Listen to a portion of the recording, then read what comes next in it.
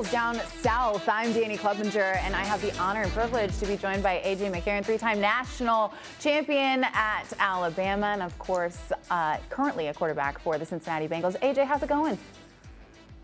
It's going good. Just crazy busy and getting ready to fly out to San Fran tomorrow for our game Sunday. I'm glad you're bringing that up because you're coming out of a bye week with the Bengals. Could potentially spring the upset in the Bay Area. Do we get a little preview here on the NFL, what you expect to see out of your team this weekend before we get into some college picks? Well, listen, we always expect to go into a game winning and to come out victorious. But listen, this league's tough. It's hard to play at the highest level week to week, but we feel good coming out of a bye week, and we're excited for the challenge. I do feel like you guys are trending upwards, and the Niners are getting a little susceptible. So I'm on your side of things. I'm a bit of a gambling degenerate, so I'm just throwing that out there. I'm on your guys' side here. But I do want to remind all of our viewers that if you have any questions throughout the show, make sure you type them into our YouTube channel, or you can go to watchstadium.com/submit if you have questions throughout the show for A.J. McCarron. I mean, it's hard to get this guy on the screen to be able to have access to ask him all these questions. So let's jump into it, though, because not only are you coming off a bye for the Bengals, Alabama is going into a bye this week. And I want to ask you about what a bye week looks like under Nick Saban. But before I get there, as a player, a bye week's coming up. What does that mean for you? Well, I mean, NFL is always different than college. You know, our bye week during college back in the day was something serious. Like, I mean, we went back to a couple padded practices, which I don't know if they can do that from all the rules standpoint nowadays. But, I mean, it was almost a form of camp in a way, to where you knew you were going to have 2 to 3 days of hard practice. You were going to have ones versus ones and really get after it. You also go back to a little bit of the fundamentals, right? Like breaking down exactly what you've been bad at and then what you've been good at, trying to build off of the things you've been good at, and then trying to figure out how can we fix the things that we're not so good at. And for Bama this week, I feel like a lot of their bad football play comes from self-inflicted wounds, right? Like it's the false starts. It's the shot clock, delay of games. It's little things that you can control, but they're not doing very well, and they haven't done well in the past couple of years. So hopefully Coach Saban, Tommy Rees can get the offense going and say, hey, listen, if we just don't put ourselves in a hole so much week to week like we have been, playing slow in the first half, where we have to come back and rally from behind in the second half, like we'd be much better off, and we wouldn't have these close games at the end. Well, you mentioned it, and Saban mentioned it himself. You can see there at the bottom of your screen that off weeks, bye weeks are to improve on what you need to improve on. But he had also said that the team needs a break psychologically and physically. But it sounds like you're telling me that ain't happening. Well, listen, now they don't have the same Coach Saban that I had back in my day. So he's definitely a little softer, and he's more caring, which I guess nowadays with the way the world is, you got to be, conscious of everybody's feelings and everything else. So I don't know. It's kind of all over the place a little bit with talking to people inside the program, to where, listen, guys have anxiety. They're worried about if they're going to be successful week to week playing at Alabama and the pressure that comes with it. So it's a little different from my day, but I'm sure Coach will handle it the right way. Getting a little softer, Coach Saban, but also obviously a bit more aware of all the mental health that goes into football these days as well. I mean, not that it didn't happen when you were there, just a little bit more aware. But I do want to get your thoughts now on the top story in college football right now, and that is the sign stealing scandal that is surrounding Michigan. When you found out about all that's going on, especially in the Big Ten, and what is happening with that Wolverine squad, what was your reaction? Well, listen, I don't care what classification football you play in, sign stealing happens. Like being from the South, from Mobile, sign stealing happens in park ball. I mean, there's betting going on in park ball where I'm from. So it happens in middle school, it happens in high school, it happens in college, and it happens in the pros. Like it's a part of the game to where that nobody wants to talk about really. But you have guys like in college and high school that watch film, and whether it's TV copies, you're listening for a verbal signal from the defense or offense, or you're watching their sidelines from any camera angle that you can find from a TV copy, to where you're trying to pick up on anything that will give you an edge. So the fuss about the sign stealing really doesn't bother me one bit. Now, where you create a problem and where it starts to be a bigger problem is if they find out they were paying people to go film from the stands or whatever. I don't know how deep it gets right now. I mean, we're still trying to figure all that out. But from a sign stealing standpoint, it happens. And so all the nonsense about, oh, I can't believe they're doing this.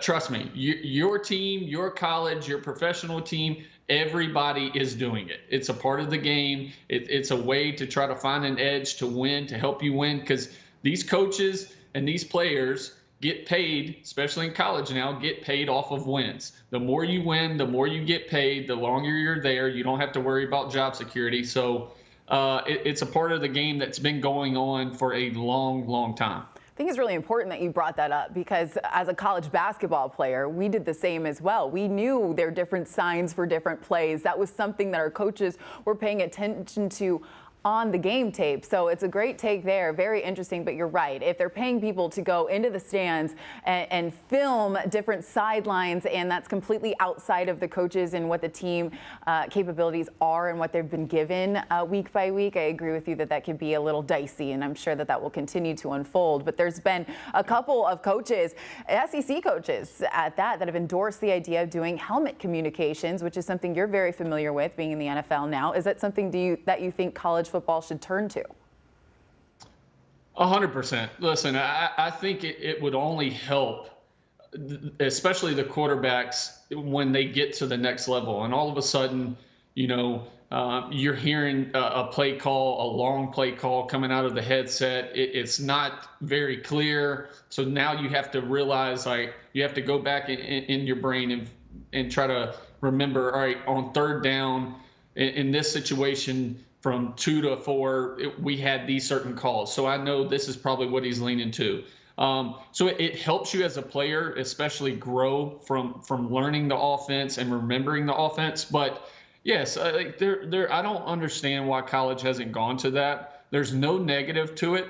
And listen, if the headsets go out, especially like if you're playing away and your headset goes out as an away team, well, then they call timeout. You say, hey, our headset went out. They go to the other side. All right, you can't use your headset. So then you go back to signals. But I don't understand why we haven't taken this next step with all the technology that we have in the game of football to lean more towards like the pros do with the headset, in the quarterback's helmet. You would think from a quarterback standpoint that the transition from college to pros would be that much more seamless if this was already put into the equation. That's just me guessing that you would agree with that, but that's what it's sounding like.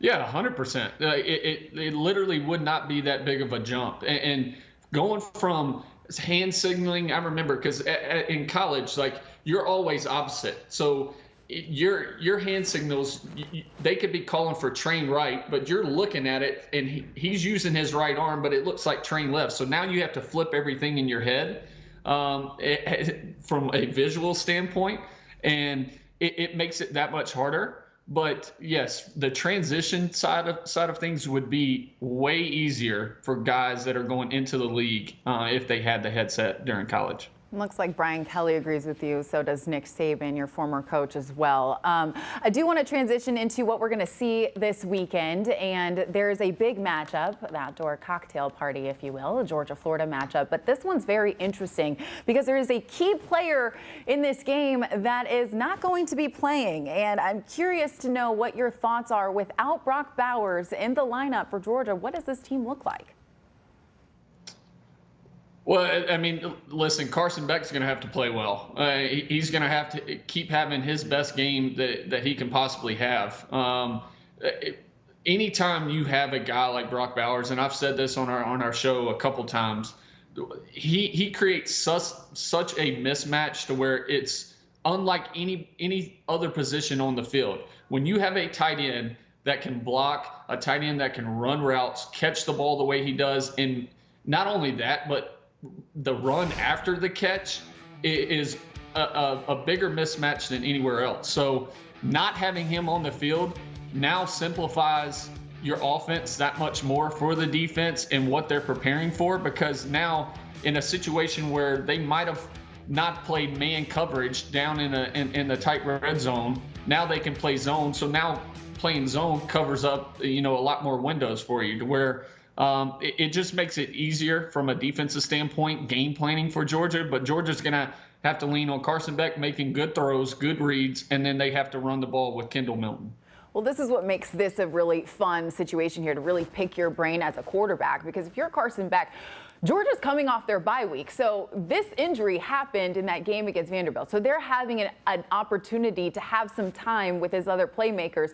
If you're Carson Beck and you spend that entire bye week, like you talked about at Alabama, that's not an actual off week. What are you doing with your other pass catchers? Are you learning their nuances? Are you giving them pep talks? Are you trying to show them your confidence level? What are you doing differently in that bye week?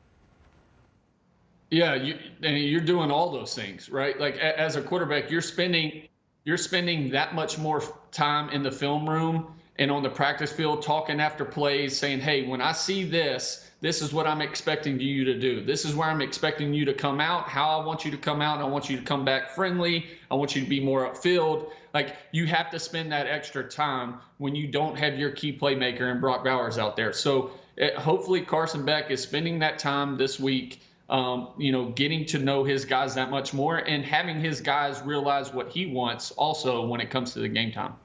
Oscar Delp is that guy that's going to be jumping in there to take Bowers' place. It's not like he hasn't had some experience. He already has 3 touchdowns in his 2-year career. He already has a touchdown already this year as well. So not something that they aren't used to. But curious, before we get into a break and get our picks for the weekend, just knowing that Georgia has gotten a lot of flack for their soft schedule, knowing their 3 games that they've got coming up in Mizzou, Ole Miss, and Tennessee, do you think that they can survive this stretch without Bowers?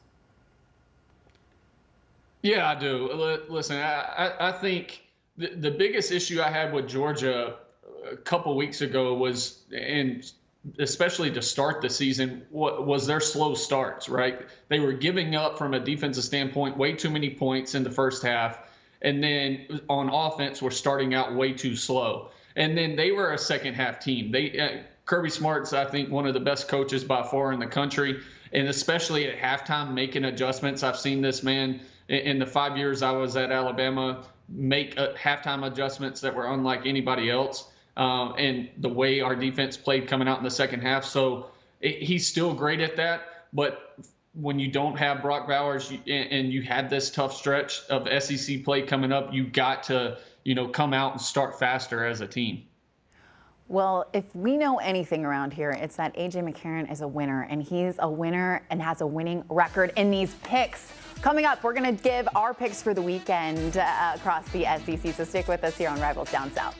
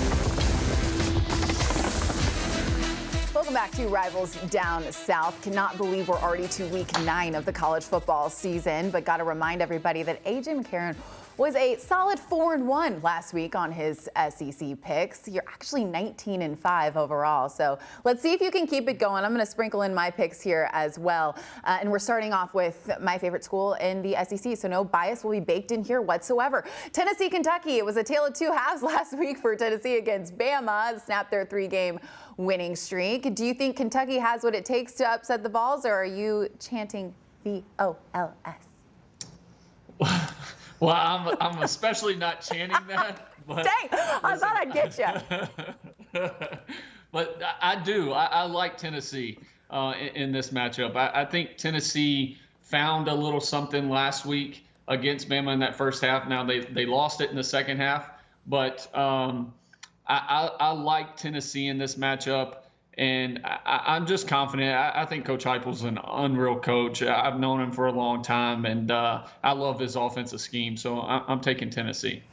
I'm also taking Tennessee, but I promise I'll give you a little bit to back that up. That quick and efficient up-tempo offense, I think, is a really good thing. Kentucky only averages 200 yards through the air, which is ironically exactly what Tennessee gives up defensively. And their third down conversion rate is not very good there for the Wildcats. I just don't think they're going to have enough to take down the Vols. So I'm with you there. I'm also going with Tennessee. Let's get to Georgia, Florida. We just talked about how Georgia's offense could look a little bit different without Bowers in the mix. Does that mean you think that Florida could potentially spring an upset? No. Listen, I think Florida is still all over the place. And I understand, they've been playing better, but you can't go against the #1 team in the country. I understand it's a rivalry game and anything can happen, but I think more than any other week, Kirby Smart will have these guys ready to play. So I'm taking Georgia. Well, Graham Mertz has thrown 8 touchdowns and 1 interception in the last 3 games. So I agree with you. I think Georgia wins this game, but the gambling degenerate in me thinks that Florida keeps it closer within that line. It's 14.5. So I'm just throwing it out there for the people that like to gamble like I do. I think Florida keeps it a little bit closer there, not to mention Georgia's 1-5 against the spread this season. But yes, my official pick is also rolling with the Bulldogs in that one. Let's get to South Carolina and Texas A&M. What do you think is going to happen in this matchup? I'm not a fan of either team, which I was. South Carolina at the start of the year. I thought how they finished last year and Coach Beamer's, the hype he had around the program and how hard the guys played for him. But I got to take Max Johnson and Coach Petrino, and at home, especially in that heat, I'm going Texas A&M. Yeah, South Carolina could be out or without their top receiving threat, and they're not a good defense at all either. So I don't mean to copy your homework here, AJ, although you are seemingly on the right track. So maybe I will do that a little bit. I'm also going to go with the Aggies. Let's get to Mississippi State and Auburn, because the Bulldogs are a confident group now after taking down Arkansas. Do you think they take that confidence into this matchup and get a victory? No, not scoring 7 points. You're not making There's me no just confidence all there. of a sudden, be a bandwagon fan right now. But absolutely not. Listen, I think Coach Hugh Freeze, they've been playing better, and especially at home. So I'm taking Auburn in this one. Alrighty, I agree with you. Although potentially Mississippi State could keep it a little bit closer than a touchdown, but I'm agreeing with you here. I do think that Auburn, even though they've struggled in conference play, losing 4 straight, that's rough. Maybe they'll get a victory here this weekend. Finally, we got to get to Vanderbilt, who is struggling to find a win anywhere, and it doesn't get any easier for them. They're taking on Ole Miss. They can almost guess that this is a guarantee lock for you with the Rebels. Yeah, listen, the best thing for Vandy is let's start packing the arena for basketball and getting ready for basketball season. We'll see how many wins we can get there. Guys, what do you do if you're Vanderbilt? Just if you are in that locker room, you're all of a sudden in charge of that offense. What are you telling people? Because they've tried multiple running backs. They can't figure it out. They can't figure out a momentum. But just curious what the pep talk looks like coming from AJ McCarron. You seen the movie Little Giants? Yeah, I have. you stand in the mirror and you pump your chest? Giants, help us, God. That's about it. Oh, I thought it was just put on eye black and say, I'm going to pump you up. Yeah. That's what I thought was coming your way. Put some chalk in their mouth and have it running out, scare Ole Miss a little bit, but nah, there's nothing helping them. Sounds like Vanderbilt needs a movie watching session come Friday night. Those are some good picks. Stick with us here. We got some more coming your way on Rivals Down South. We're going to talk about how you fix a couple broken quarterbacks on the other side of this.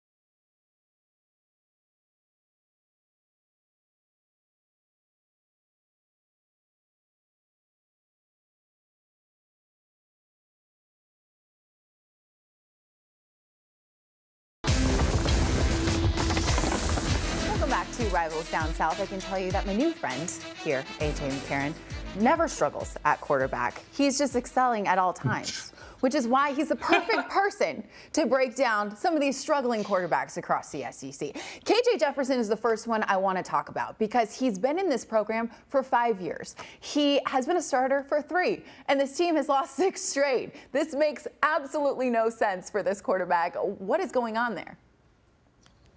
I mean, one, of course, as you can see on the screen, his O-line's given up 31 sacks this year. And that's never fun to play behind when an O-line's struggling that bad. But look, the biggest thing with KJ is his accuracy throughout his career, right? He hasn't been a top-tier passer. And when he's decided to run, he's done better. But 14 touchdowns, 7 interceptions. I mean, he's still turning the ball over too much, but I don't know how much talent they have at Arkansas. They did fire their OC. When something like that happens, does that give the offense a boost? It depends who's taking over. Fair. If it's an O-line coach, we're in for a rough ride. Yeah, very true. Okay, let's get to Spencer Rattler because he's completing 70% of his passes, but just has 11 touchdown passes in 7 games to show for it. So is this a coaching issue? Is this a not enough talent around him issue? What's going on there? No, I think Spencer turns the ball over too much, and it's not bad, 11 touchdowns, 5 interceptions, but in his 5 biggest games of the year, he's thrown 5 touchdowns and 5 interceptions. So he really hasn't made a difference. So you're coming into this season, you're expecting Spencer to be by far your best offensive player. And when you've only thrown 5 touchdowns and 5 interceptions in the 5 biggest games of the year, I'm sorry, but he's got to find a way to play better in bigger games. Well, I love that you're fixing some of these quarterbacks. Maybe while you're at it, you can fix Joe Milton here for the Tennessee Volunteers as well, because I still don't understand that breakdown. But look, AJ, it's been great getting to chat with you, catch up with you. We wish you the best of luck as you head to the Bay Area. When do you head out here? Pretty soon? Yes, we head out tomorrow afternoon, so we will be on a flight out there for a while. Well, have a safe flight. Thanks so much for joining us, and thank all you viewers for tuning in to Rivals Down South. Have a great weekend. Hopefully you score a lot of winners this weekend as well. See you then.